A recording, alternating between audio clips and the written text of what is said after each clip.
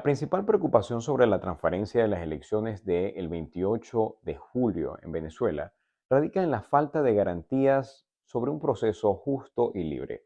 La inhabilitación de prominentes líderes opositores y el control gubernamental del Consejo Nacional Electoral y además de la falta de observadores internacionales que puedan estar presentes, independientes dentro de este evento, así como lo son la Unión Europea, por ejemplo, aumentan los temores de manipulación electoral por parte del régimen de Maduro. Sin embargo, una de las estrategias más utilizadas por este para aparentar tener un sistema electoral limpio y un régimen democrático por parte del chavismo ha sido crear montones de políticos profesionales, supuestamente opositores en el papel, pero que no buscan nunca afectar el status quo de la dictadura. La utilización de este truco por parte de Maduro ha llegado hasta un punto de posible cansancio que ha hecho más sencillo para la población y para todos los interesados en el proceso poder delimitar cuál es su candidato realmente opositor. Aquí les cuento la historia de cómo Maduro se ha dado un tiro en el pie al abusar de uno de sus trucos preferidos de cara a las elecciones presidenciales del 2024. Mi nombre es Andrés Segovia. Este canal es Reportero Andrés, donde vamos a analizar muchos de los elementos más interesantes que se ven en la política internacional desde la ciudad de Washington, D.C. Empezamos. El proceso de selección del candidato unitario de la oposición venezolana para las elecciones presidenciales de 2024 fue verdaderamente complejo y lleno de obstáculos. Inicialmente, María Corina fue elegida como la candidata de la oposición después de ganar prácticamente por una aclamación del 90% las primarias de octubre del 2024. Tuvo el amplio apoyo popular, pero sin embargo, su candidatura de cara al Consejo Nacional Electoral fue bloqueada por el régimen de Nicolás Maduro, quien utilizó el sistema judicial para descalificarla debido a supuestas inhabilitaciones administrativas que ellos suelen utilizar de vez en cuando siempre que aparece un proceso electoral. Tras la descalificación de Machado, la oposición decidió nombrar a Corina Lloris como su sustituta en marzo del 2024. Esta profesora e historiadora, sin experiencia política, también fue impedida de registrarse por las autoridades, debido a que, continuando con la estrategia de Maduro de bloquear candidatos opositores, ella no pudo introducir sus datos dentro de la página del Consejo Electoral.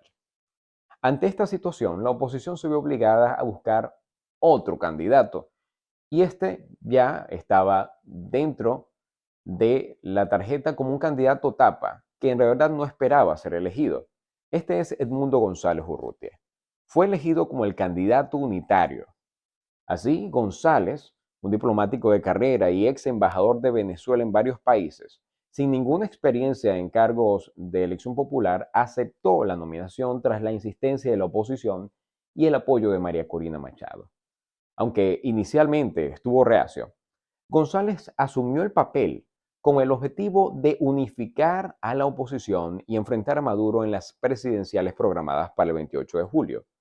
A pesar de la unidad alcanzada en torno a González, el camino no ha sido nada fácil y la oposición como conjunto ha denunciado cualquier cantidad de falta de garantías de un proceso electoral limpio y justo. Por eso, el régimen de Maduro ha sido acusado de manipular las instituciones y además de utilizar tácticas de intimidación para debilitar a la oposición real y organizada. Además, existe una gran preocupación de que las elecciones puedan ser fraudulentas o incluso canceladas si el gobierno siente que corre riesgo de perder. Entre las personas que están dentro de la política o que estudian la política, el término del candidato del fin se refiere a un aspirante a un cargo público, generalmente de alto nivel, que es respaldado o apadrinado por el líder saliente o una figura poderosa dentro de un partido político o gobierno. Este apoyo suele ser estratégico, con el objetivo de garantizar la continuidad de las políticas del líder actual y mantener el control del poder dentro de un círculo cercano de confianza con el proyecto que se ha venido realizando. Muchísimos casos han estado en la política mundial. Uno muy resaltante es el ejemplo de Dmitry Medvedev, quien fue elegido presidente de Rusia en el año 2008 con el respaldo explícito de Vladimir Putin. Durante su mandato, Medvedev mantuvo muchas de las políticas de Putin, quien se convirtió en primer ministro y siguió siendo una figura influyente. Así, en el año 2012, Putin volvió a postularse y nuevamente fue elegido presidente de Rusia, subrayando el papel de Medvedev como un candidato del fin. Otro caso paradigmático es el de las transiciones de mando en el Partido Comunista Chino. La sucesión de liderazgo allí está cuidadosamente planificada, aunque esto actualmente puede ya ponerse en cuestión. Xi Jinping fue considerado el candidato del fin de Hu Jintao antes de asumir el liderazgo del partido y del país en el año 2012. Esta transición se reflejó ante la intención de mantener la estabilidad y continuidad dentro del legendario partido asiático. Pero en América Latina también tenemos ejemplos bien paradigmáticos. Por ejemplo, el sistema político del Partido Revolucionario Institucional PRI en México tenía algo llamado la figura del tapado, que era el candidato del fin. Era una práctica común en este modo de gobernar que se tenía. El presidente saliente seleccionaba a su sucesor, así garantizando la continuidad del régimen del PRI. Un ejemplo es el traspaso del poder de Carlos Salinas de Gortari a Ernesto Zedillo en 1994. Y actualmente se podría decir que el traspaso de poder entre Andrés Manuel López Obrador a Claudia Sheinbaum viene a asumir ciertas características similares en cuanto a transición de liderazgo. En Argentina también ocurrió algo similar. En el año 2007, Néstor Kirchner apoyó la candidatura de su esposa Cristina Fernández de Kirchner como su sucesora. Cristina ganó las elecciones y mantuvo muchas de las políticas de su esposo, asegurando así la continuidad de lo que en Argentina es conocido como el kirchnerismo. Y en Brasil, Luis Ignacio Lula da Silva apoyó a Dilma Rousseff como su sucesora en el año 2010. Ella, quien había sido ministra para su gobierno, ganó las elecciones con el respaldo de Lula y continuó muchas de sus políticas. Sin embargo, el proceso electoral siguiente fue catastrófico en términos electorales para esa coalición. Sin embargo, esos son varios de los ejemplos de lo que es un candidato del fin y cómo estos han tenido presencia en la política internacional. Más, sin embargo, en Venezuela asume otras características dignas de evaluar. Hasta la fecha, hay 10 candidatos formalmente inscritos para las elecciones presidenciales de Venezuela, programadas para el 28 de julio, y que en el año 2018 también pueden ver su reflejo. En ese momento fueron aceptados todos los candidatos que previamente eran avalados por el régimen. Asimismo, también ha pasado con los procesos electorales posteriores a 2015 e incluso con una Asamblea Nacional Constituyente que intentó hacer cambios totales al Estado. El poder electoral de Venezuela, como formalmente es reconocido en su constitución, se ha vuelto un filtro de quién es un opositor y cuál no. También parten de un criterio de quién es un opositor leal al sistema que se establece y quiénes no. Actualmente, la lista de candidatos para 2024 es de aproximadamente 10, partiendo por el dictador Nicolás Maduro, que busca un tercer mandato, habiendo asumido el poder en el 2013, tras unas cuestionadas elecciones en ese año y tras la muerte de Hugo Chávez. Su régimen ha sido caracterizado por abusos de derechos humanos, corrupción rampante y la erosión de las instituciones a niveles no vistos. Su candidatura es respaldada por el aparato estatal y cuenta con esas ventajas. Sin embargo, los datos y los promedios de encuestas estudiadas sobre Venezuela aseguran que el candidato unitario opositor Edmundo González tiene unas ventajas de aproximadamente 30% sobre Nicolás Maduro, que en el mejor de sus casos podría tener un respaldo popular o una intención de voto en respaldo popular de un 30% en el mejor de sus casos. En cambio, el hombre de 74 años que no esperaba ser candidato y es el Delfín de María Corina, ya supera los 60% de aprobación. Y las acciones de calle, las protestas, manifestaciones que se han visto muestran fotografías realmente sorprendentes sobre la cantidad de gente que respalda a uno en comparación con el respaldo que recibe el otro. No obstante, la lista de candidatos pues es más amplia. Hay toda serie de candidatos y muchos de ellos con lazos muy particulares y a veces bastante evidentes con el régimen de Venezuela. Por ejemplo, el comediante Benjamín Rauseo es uno de los candidatos plenamente conocidos que, sin embargo, él junto a todo el resto de los demás no suman ni siquiera el 2% de intención de voto. Este comediante llamado el Conde del Guacho es un independiente y dice prometer enfrentar la corrupción y mejorar la economía. Su popularidad proviene en gran medida de su carrera en el entretenimiento y de sus apariciones en televisión con el pasar de los años. Otro de los candidatos presentes es un antiguo ex candidato opositor a la alcaldía de Caracas llamado Antonio Ecarri, quien asegura tener un movimiento que dice que todo va a mejorar con educación.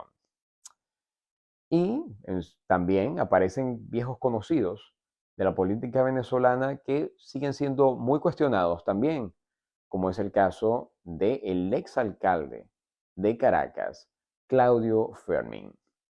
Él llegó a ser también candidato presidencial durante la década de los 90 por el partido Acción Democrática, enfrentándose así a Hugo Chávez.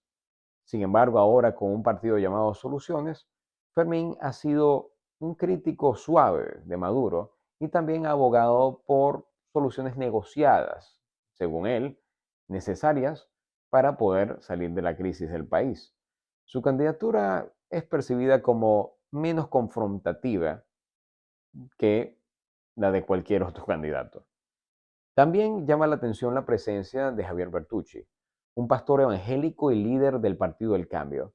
Bertucci participó en las elecciones del 2018, calificadas como completamente irregulares y las cuales le quitaron completa legitimidad a Maduro. Y ha mantenido, con el pasar del tiempo, un puesto en el Parlamento y ahora, a pesar de todos los lazos que lo señalan como partícipe en acciones de corrupción con el régimen venezolano y a la vez siendo bastante cuestionado por su estado seglar, él se mantiene en la carrera. Otro candidato es José Brito, quien solía ser diputado del Partido Primero Justicia y después intentó intervenir y adueñarse del tarjetón como un nuevo opositor que, según él, quería reformar la oposición venezolana. Otro que va por la misma línea es Daniel Ceballos, quien fue un líder estudiantil y estuvo preso por parte de la dictadura y tras muchísimos años fuera de los reflectores de la política, reapareció con la intención de decir que él iba a enfrentar a Nicolás Maduro, pero a la vez respetando parte de lo que éste está haciendo. Y es muy llamativo como él es un constante invitado en medios de comunicación que están totalmente cooptados por la dictadura venezolana, que no deja que prácticamente existan espacios comunicacionales para que la oposición presente su mensaje. Además, hay otro candidato que se apoderó de las históricas tarjetas del Partido de Acción Democrática, ECOPEI, que es Luis Eduardo Martínez, quien llegó a ser gobernador en el pasado y que ahora se presenta como el candidato de esos partidos tradicionales cuyas autoridades fueron reemplazadas por una sentencia judicial, haciendo que ya los legítimos miembros de los partidos no tengan acceso al uso de su propia boleta para participar en las elecciones. Y ante esta fila de candidatos, podemos ver que la estrategia de lo que llamamos el candidato fake ha sido utilizada hasta la saciedad por Maduro, logrando que se llegue a un punto de cansancio por parte de la población y así haciendo que sea más fácil la unificación de criterios en torno a cuál candidato sí representa a la oposición, en este caso, Urrutia. Pero de los candidatos que aparecen en la tarjeta, vale mencionar a Enrique Márquez, quien fue postulado por el partido Centrados, que había sido anulada y que fue habilitado como un partido nuevamente horas previas al cierre de los procesos de inscripción de candidatos. Márquez, de 61 años, es ingeniero electricista y fue parlamentario opositor por el partido Un Nuevo Tiempo. No obstante, hasta junio del 2023 fue uno de los dos rectores principales del Consejo Nacional Electoral, considerados afines a la oposición. Él formalizó su renuncia ante este ente días después de que lo hicieran los rectores considerados cercanos al oficialismo, dejando así abierta la puerta para la renovación de las autoridades que actualmente son quienes rigen el Consejo Electoral. Se piensa que Márquez podría ser un candidato que unifique criterios de disidentes del chavismo que todavía no están dispuestos a apoyar a Urrutia. Sin embargo, también se podría pensar de que Márquez podría ser un candidato con el cual se podría dialogar para que éste se acople a la candidatura de González Urrutia previo o horas previas a la elección del 28. La falta de transparencia de un proceso electoral transparente y justo es una preocupación constante. La comunidad internacional y diversos observadores han expresado su desconfianza en la imparcialidad del Consejo Electoral venezolano y la posibilidad de que se cometan irregularidades y hasta un posible fraude durante el proceso de votación. No obstante, la capacidad de María Corina de poder transferir su liderazgo a su candidato Delfín ha hecho que en el transcurso de pocos meses un completo desconocido tenga ya el 60% de respaldo electoral según el promedio de las encuestas estudiadas, sobre todo aquellas más serias que están localizadas fuera del país, haciendo que Nicolás Maduro, en el mejor de los casos para él, tenga un respaldo cercano al 30%. Sin embargo, muchos hablan de que podría estar cerca de un 19%. Es abismal la cantidad de intención de voto para la oposición y también abismal la cantidad de personas que se pueden ver en las calles en cada uno de los rallies de María Corina. ¿Qué es lo que puede suceder de cara a esto? Lo único que podríamos decir es que se hace patente y evidente el desgaste de incluso de las trampas y de todo tipo de estrategias aplicadas por Maduro en los procesos que anteriormente él efectuaba como electorales y democráticos. Por eso, de cara al 2024, lo que se espera en Venezuela podría ser el inicio de un proceso de transición que esperamos pueda ser el mejor para todos. Desde Washington, D.C., les saluda Andrés Segovia en Reportero Andrés. Por favor, suscríbanse a mi canal y denle en la campanita. Nos seguiremos viendo con más información sumamente interesante sobre principales acontecimientos internacionales desde la capital política del mundo.